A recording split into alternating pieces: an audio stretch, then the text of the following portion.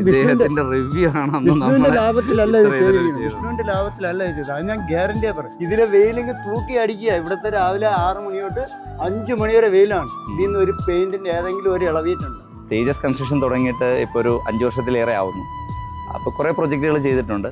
എങ്കിലും നമുക്ക് എല്ലാവർക്കും ഉണ്ടാവും നമ്മുടെ ഒരു ഡ്രീം പ്രൊജക്റ്റ്. അന്ന് എനിക്കൊരു 13 ലക്ഷം രൂപയുടെ ഒരു വീട് വന്നിട്ടുണ്ടായിരുന്നു. സാധാരണക്കാരനൊരു വീട് 13 ലക്ഷം രൂപയ്ക്ക് ചെയ്യുന്ന ഭയങ്കര അവരുടെ ഒരു ഡ്രീമായിരുന്നു.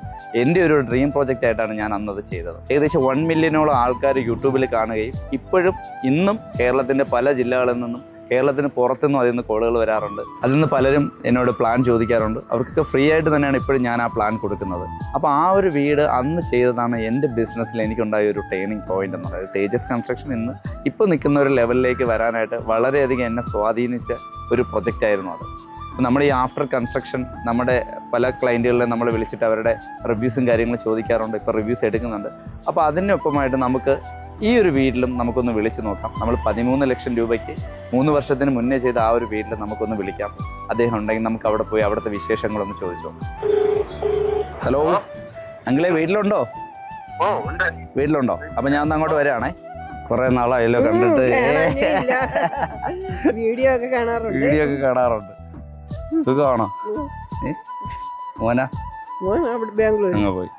ഓക്കെ, അങ്ങനെയുണ്ട് വീടൊക്കെ? ഓക്കെയാണ്, സെറ്റാണ്.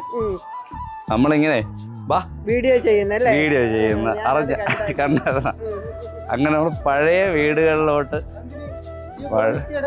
പുതിയ പ്രൊജക്റ്റ് പഴയ ആൾക്കാർ ഓക്കെ ആണോ നമ്മൾ അറിയണ്ടേ. ആൾക്കാർക്കൊക്കെ ഡൗട്ടാണ് നമ്മൾ വീട് വെച്ച് കഴിഞ്ഞാൽ പിന്നെ തിരിഞ്ഞു നോക്കില്ല എന്നുള്ളത്. അപ്പം അതൊന്ന് അല്ലേ, അത് പറയാനായിട്ട് പഴയ മോഡലിന്റെ വീട് തന്നെ ഇപ്പോഴിരിക്കുന്നത്.